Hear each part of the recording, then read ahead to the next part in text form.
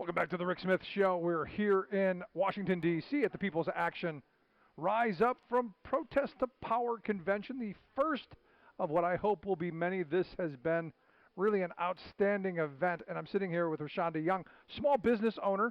One of the things that they talked about here, healthcare.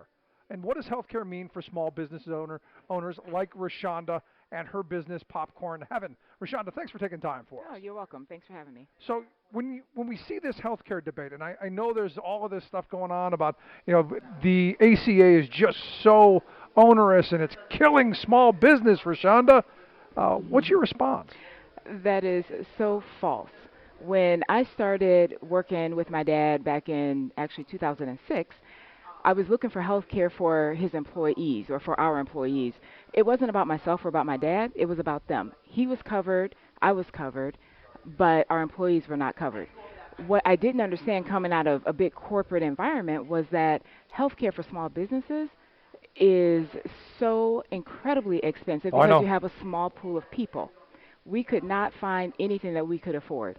And I honestly thought I was out there by myself. And along came the Iowa Main Street Alliance, which hooked me up with the National Main Street Alliance and got me really vocal, testifying before Congress and really pushing the health care fight. And so once the ACA was passed, we were actually able to afford health care for our employees, no more pre-existing condition exclusions.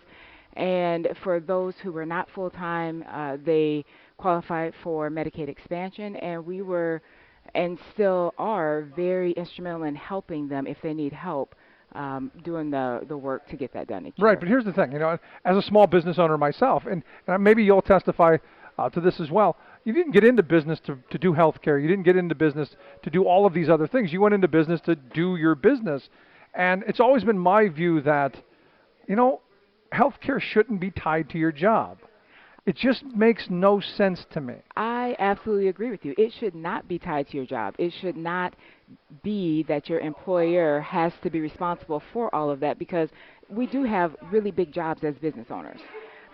The fact is that it does still fall on our laps, and so because we actually care about our people and we want to make sure that they're healthy, we had to do something. Right. Now we hear all these horror stories, and I'm curious, from your perspective as a small business owner, in looking at the ACA, we're just inundated with stories from the right wing about just how burdensome it is to you, and how just outrageously expensive it is for you. Uh, Give me your perspective. When I look at how expensive it was going to be for us to cover our employees without the ACA, it's really not so bad. One of the things that we've had to do, we've had to increase our rates for our services in Sure. order to cover, but you figure it out. You know, we couldn't increase our rates though as much as we would have had to pre ACA. Okay.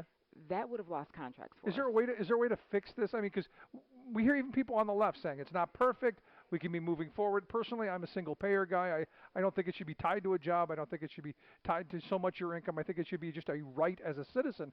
But I'm curious your perspective. You know, I actually agree with you. I fully agree with you on that.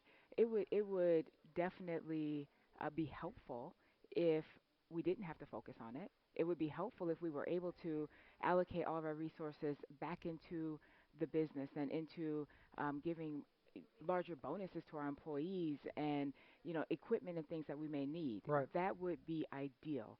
Um, It'd be a good stimulus for the economy. it would be a I've been huge saying this for a stimulus. long time. And the argument has been, as a union guy, you sit down, you negotiate contracts. Healthcare, a big part of what eats up the profits.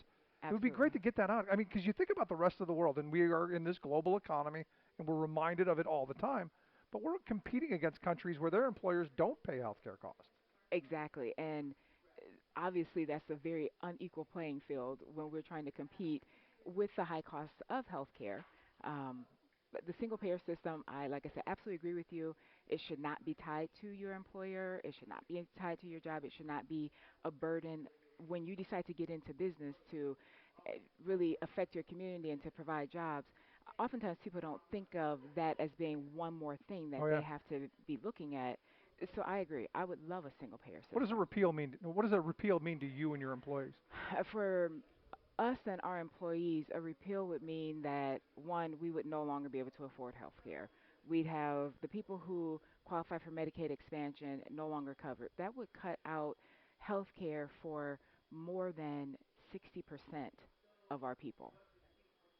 Now, in looking at that's just the replace part. What about or the repeal part? What about the replace part? Which evidently, I don't know if you've been watching the news. It looks like my prediction of pay or die healthcare is what they're bringing us. What would that mean for your employees from what we've seen? So, from what we've seen, the whole replace, the system that they're proposing is it's not going to be it's not an effective type of a system. It's simply not. Um, even as this Well, what they're saying is the last one that they came out with, 24 million people will go without insurance. We're almost exactly. back to where we started from. Exactly. And then even not having the mandates. I mean, seriously, if you don't have the mandates, you're going to have young, healthy people who choose not to be covered, which is going to raise costs for everybody. I mean, you have to have the mandates in order to make the system work. So even just pulling that out, I mean, that's ridiculous to even think that that's a good idea. Yeah, I mean the whole thing. This whole repeal and replace discussion to me is kind of ridiculous. It really is ridiculous. And you go back to the arguments that Republicans were making. In fact, Donald Trump just made an argument. I think it was Friday. They said, it took the Democrats 1,700 days to pass health care, and I'm going to do it in 90. And I go 1,700 days. That's got to be like the longest ramming down someone's throat in the history of civilization. I Because know. that's the message. They rammed it down our throats. No, 1,700 1700. days. Exactly. And then he admits, "Oh, I didn't realize that healthcare was, So so complicated. complicated." Seriously? But here again, I mean, you come back to uh, my view is the ACA isn't perfect. Right. There's a lot of flaws. It is somewhat expensive. It doesn't cover as much as I would like to see it cover. So to me, the idea is not just rip it away from people, but Right. like we did with Medicare, how do you make it better every year? How do we expand it? How do we make sure that the care is better, is more coordinated? That seems to be where the argument would be more constructive. That is where the conversation needs to be, Right. because where it's at right now is wasting time and taxpayer dollars. I mean, we're paying our elected representatives to uh, try and like argue this repeal and replace when they just need to be focused on how do we fix what we have in place. It's a waste of time and it's a waste of money. Absolutely a waste of time. And the thing that gets me is you're here fighting to keep health care for your employees and for the people who would be uninsured in this country when you should be back in Iowa making wonderful popcorn treats. I should be back in Iowa making popcorn treats and getting more contracts with other businesses and growing my business right now. Absolutely. Yeah, And the popcorn balls I understand are fantastic. they are fantastic. See, I'm very pro popcorn Yeah. ball. As we should all be. But look, at the end of this, it is about standing our ground, fighting and maintaining, and then improving what we already have, isn't it? Absolutely it is. Rashonda, I appreciate you taking some time for us. Thanks so much. Oh, thanks for having me. Always great. All right. Let's take a quick break here from the People's Action Conference here in Washington, D.C. Right back. Thank you.